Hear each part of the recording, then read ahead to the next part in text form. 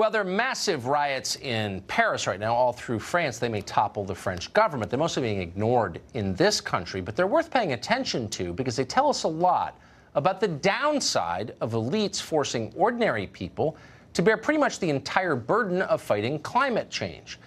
Our bettors are very concerned about climate change, but they don't want to give up their planes. They want you to pay more at the pump. This is not a workable long-term approach, but elites have refused to rethink it. In fact, they're doubling down. In a recent statement, the Senate Minority Leader, Chuck Schumer, says there will be no infrastructure deal with the Trump administration. No Americans will work on that deal until and unless the U.S. rejoins the Paris Climate Accord, the one that France is following, which led to the riots. Well, Josh Fox has been following this. He's an environmental activist. He directed the anti-fracking film Gasland, and he joins us tonight. Again, Josh, thanks a lot for coming on. So what I love about this... Always a pleasure, Tucker. Thank you. So neither of us is a climate scientist. We don't need to argue about the details of climate science for the purposes of this conversation. I'll just concede for the purposes of this that, like, everything you say is true. I'm interested in what the solutions... All right, I'm all for that. No, but I'm interested because I noticed that the solutions always entail normal people paying a lot more for the necessities of life. Why is it never Jeff Bezos footing the bill or closing the carried interest loophole and letting finance community pay the bill? It's always like, you know, normal people. Why? Tucker, we're going to agree about something for the first time perhaps ever. This is amazing. I couldn't agree with you more. What's happening in France is they're forcing working class people to pay the burden of a certain policy change. Now, this policy needs to change. We need to get off of fossil fuels right away. We see all these signs, wildfires in California, huge hurricanes, all these things that are happening because of climate change. But you're absolutely right. Major corporations, and there are 100 major corporations that are responsible for most of the emissions on the planet, those are the people who should be footing the bill. Now, if you were to listen to somebody like Emmanuel Macron or Barack Obama or these neoliberals, you would see a lot of these policies being fanned out among the population rather than on Wall Street or the big corporations or big oil. But what's different right now is you have something called the Green New Deal. The Green New Deal, being popularized right now by Alexandria Ocasio-Cortez and others and Bernie Sanders, is saying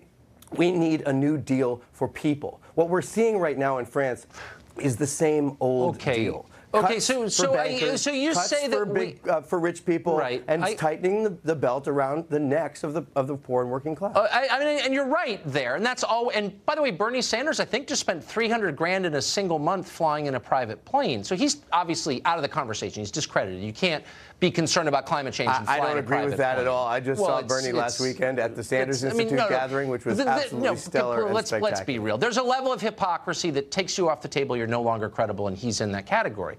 But the broader question... Bernie flies in the middle seat. I think it's been pretty clear private, about Bernie Sanders' politics. No, I'm sorry. I know you like Bernie, but I'm just saying Bernie's, unless the story was lying, it was a news story, it said he'd spent hundreds of thousands on private air travel. So, like, you're not a climate activist if you're flying private. But let me just ask you quick.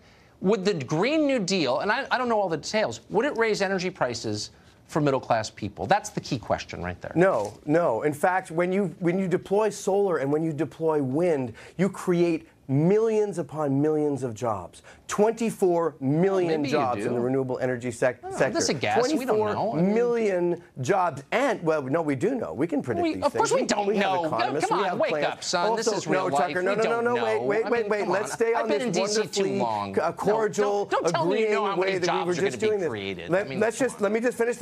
You asked me a question. I'm answering the question. The question is that solar and wind are cheaper for electricity than fossil fuels. That is a fact right now. What about for air travel? Solar and wind are cheaper than fossil fuels. How is Bernie going to fly? Well, air travel is not. Air travel is not what we're talking about right now. We're talking about raising gas prices. We're talking about raising the basic prices for the working and the poor people. And that, a Green New Deal, would help people enormously. I don't know if I believe that what you're saying is true, but I agree with the sentiment. I have seen